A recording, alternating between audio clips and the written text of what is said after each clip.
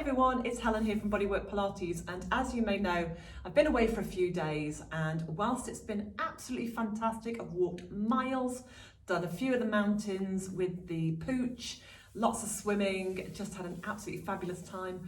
What I have missed, of course, is my beloved reformer, because for all it can do, it's not portable, so it can't be taken away. So I've really missed it, and really missed it when I've needed it after doing really big walks as well. So I thought I'd just jump on before I teach tonight and get a little bit of work done. So I thought I'd share it with you as well. So I'm gonna take myself down, gonna find my neutral position, whatever that is tonight, because actually that feels a lot different because my back's feeling just a little bit cranky.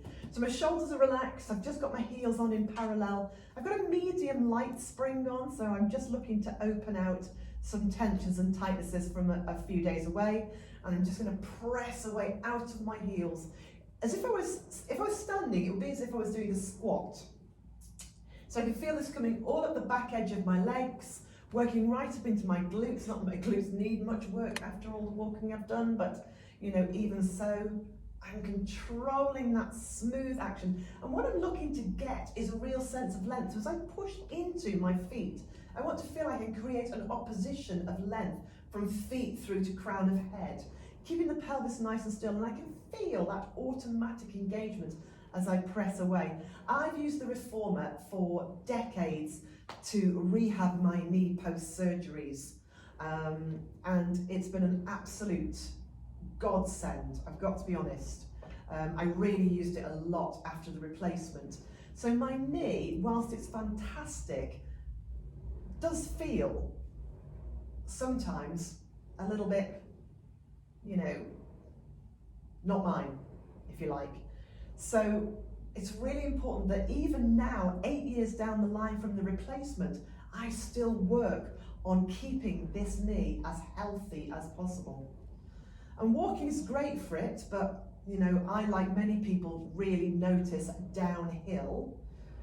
So I'm going to come back in. I'm going to change my position, still on my heels, into a little V position. We call this Pilates V, or plie. You could call it plie. It's a little wrapping around. So as I press away now, I can really feel it wrapping around through my inner thighs.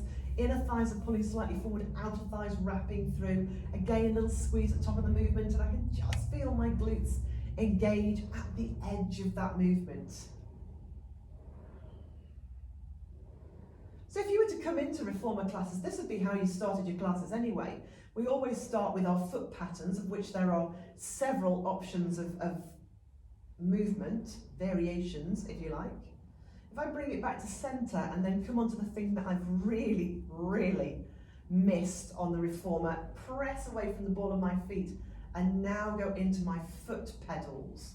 Now this is just post my holiday, it's what my legs have been crying out for.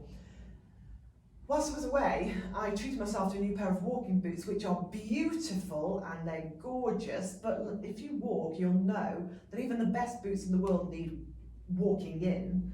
So whilst they're still quite new, my feet don't work quite as normal until they've bedded in a little bit, but I don't think it's going to take very long because they are utterly beautiful, very comfortable boots. I'm just keeping my pelvis nice and still as I do this, but I'm really getting this fantastic length through the sole of my foot, so through the fascia of the foot, across the back of the heel and the ankle, through the calf, really feel that in my calf muscles, and all the way through to the back of the thigh. Keeping my pelvis nice and still, nothing rigid, just stillness. And then bringing it all the way back in. Oh, it's just so nice. And then of course the only reason people come to class is to do legs in straps. So I'm just going to put my feet into my straps. Don't be too concerned by the look of that. We can always help you with that if you need to in a class. Just going to explore my ranges for a moment, which also gives me the opportunity to really get some length into my hamstrings, backs of my thighs. I'm still keeping that feeling of slightly pressing the pubic bone forward, so I'm maintaining that same soft curve. Now that curve may be different by the time I finish teaching tonight than it is right now, but you work with what you've got, don't you? And then from here into circles. So I'm just swooping my legs around, feeling that stirring action of the thigh into the hip joint. So I'm working all around the hip. It's almost like I'm stirring a spoon in a bowl. Just feels that smooth. Ooh, cake. And I'm going to take it the other way. And honestly, this is the only reason people come to classes, to do legs in straps. You're going to get some t-shirts printed. I can feel the load through my abdominals into my waist and back as the weight of my legs move forward. But of course, the straps take away any excess weight, so I'm not holding anything inappropriately. That's just so nice. And then if I take it into just my presses, so again, a little bit like with the feet on the bar, it's just as if I were doing a squat. I'm just again getting that feeling of strength and activity through the back edge of the legs. But once again, I'm looking for that sense of opposition. So as I press away, really pushing my heels away, keeping my pelvis in place, I'm trying to get that feeling of, you know, how far away can I get my heels from my bottom as I lengthen my legs, whilst keeping ribs soft, breathing smooth, shoulders relaxed, feeling that sense of stability through the back of the body, back of the pelvis. I'm going to bring that back to center. I'm going to take my straps off, but I'm going to keep my knees above my hips. Because whilst I've done a load of lower body work while I've been away, I haven't really done so much upper body. So I'm going to keep my legs in place. My legs are just going to challenge the strength of my midsection, my abdominals, my waist, my back, my pelvic floor, my hip flexors, all of that. But I'm just going to put a little bit of load into my upper body, because for a lot of women, that's what we lack. We lack upper body strength. And sometimes we feel a little bit intimidated about doing upper body strength work. Well, the reformer, honestly, so easy to add resistance work, which is crucial, particularly for postmenopausal women. Resistance work, really, really important. And then I'm going to hit one of my weak areas, which is my triceps. I'm going to keep my elbows down, and I'm just going to go for that sense of extension as I bend and then straighten at my elbow.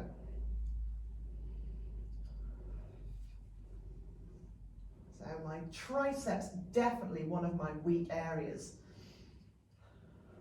Sadly, things don't happen by wishing, and I've never been able to wish my arms into Michelle Obama's arms without doing the work. So a little bit of work required. I can really feel that now.